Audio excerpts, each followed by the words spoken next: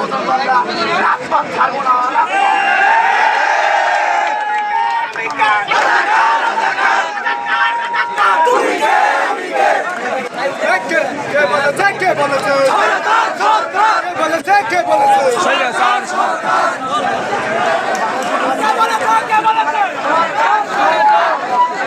ইতিমধ্যেই আপনাদের মাঝে সংক্ষিপ্ত বক্তব্য রাখবেন লালমোহন সরকারি বিশ্ববিদ্যালয়ের 2016 বিশ্বজিৎ। সবাইকে আসসালামু আলাইকুম এবং আমার নমস্কার। আজকে দেশের যে পরিস্থিতি খুবই ভয়ানক পরিস্থিতি। আমি Bangladesh university business and technology BUBD-তে পড়াশোনা করি। কালকে যে অবস্থায় আমাদের ভার্সিটি অবস্থান করছিল, সুন্দরভাবে আন্দোলন করার জন্য 10 নম্বর মিরপুর 10 নম্বরে, সেখানে আমাদের ভার্সিটি থেকে বের হওয়ার সাথে সাথে আমাদের রোড যেটা আছে মিরপুর 10-এ, ওখানে যাওয়া অবস্থায় আমাদের একজন ছাত্রকে নিহত করেছে এই ছাত্রলীগের সন্ত্রাসীরা।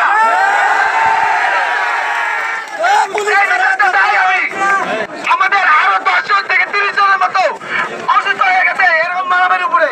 তারপরে কালকে আপনারা সবাই টিভিতে দেখেছেন যে কিরকম ভাবে বেসরকারি বিশ্ববিদ্যালয়গুলো ঢাকার মতো অবস্থান করেছে এবং সরকার বিরুদ্ধে নামছে। এটা তো আপনারা দেখেছেন। তো আমাদের উচিত এখন এদের পক্ষে কাজ করা, কারণ রংপুরে যে অবস্থা হয়েছে আমাদের ইয়ার সাথে আমাদের একজন ছাত্রের সাথে যে অবস্থা হয়েছে, আবু সাইদ ভাইয়ের সাথে যে অবস্থা হয়েছে, এটার ভিতরে আমরা চাই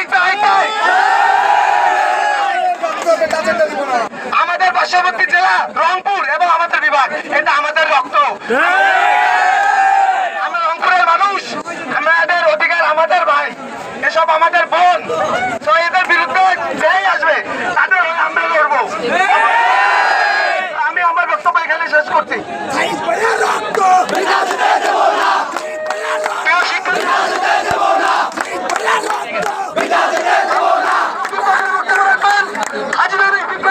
বিশ্ববিদ্যালয়ের শিক্ষার্থী, আমাদের প্রিয় বন্ধু দিগন্ত, প্রথমে মুক্তিযুদ্ধের চেতনায় আমি আমার বক্তব্য শুরু করছি। 2018 সালে কোটা বাতিল করা হলো, তাহলে সেটাকে মুক্তিযুদ্ধের সন্তানরা যখন সেটাকে অপোজ করলো, আপিল করতে দেরি করলো।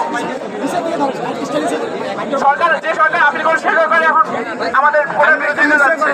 তারা আমাদের কোটা আন্দোলনকারীদের জোরে জোরে মারছে, তারা ছাত্রলীগকে লেলিয়ে দিচ্ছে, তারা সংবিধান লঙ্ঘন করছে। আমার বিশ্ববিদ্যালয় হাজী মোহাম্মদ তাহের বিশ্ববিদ্যালয়ে সাধারণ শিক্ষার্থীদের ছাত্রলীগরা আক্রমণ করছে এবং হলে ঢুকতে দিচ্ছে না। তারা হল থেকে সাধারণ শিক্ষার্থীদের বের করে দিচ্ছে। এর জবাব কি হবে? কাল রংপুরে আবু সাইদ ভাইকে পুলিশ কি চোখে দেখে না? তাদের কে বুকে গুলি করার স্বাধীনতা কে দিয়েছে? এই সরকার দিয়েছে। এর কোনো বিচার হয়েছে? কোনো মন্ত্রীকে বলতে শুনেছেন যে তারা এই জন্য দুঃখিত? আমাদের মা বোনদের গায়ে হাত দিচ্ছে ছাত্রলীগ, এর প্রতিবাদে তারা কোনো বক্তব্য দিয়েছে? তারা দিবে না, তারা কোনোদিনও দিবে না। এই সরকার আমাদের ভালো চায় না, তাদের কোনো জবাব নেই। সংগ্রামী বন্ধুগণ, আজকে আমাদের লালমনিরহাটের রুটির আন্দোলনে, কোটা সংস্কার আন্দোলনে সব থেকে অগ্রগণী ভূমিকা রাখছে লালমনিরহাট সরকারি কলেজ। পর্যকণ্ডে আমরা কিন্তু সাহস পাচ্ছি এগিয়ে যাওয়া। লালমনিরহাট সরকারি কলেজের সমন্বয়ক শামীমকে কিছু বলার জন্য অনুরোধ জানাচ্ছি। সবাইকে সকালে সালাম জানাচ্ছি। আমি লালমনিরহাট সরকারি কলেজের এবার পরীক্ষার্থী এসেছি। তো আমরা সকলে অবগত আছি সারা দেশব্যাপী ছাত্রদের প্রতি যে সন্ত্রাসী হামলা হচ্ছে, এটা আমরা কোনোভাবে মেনে নিতে পারি না। আমরা কোনো পর্যায়ে ঘরে চুপ করে বসে রাখতে পারি না। আমার পরীক্ষা চলতেছে চলমান, কিন্তু আমার পড়াশোনায় কোনো রকম মনোযোগ নেই। আমি সেদিন থেকে যেদিন প্রথম শহীদ হয়েছে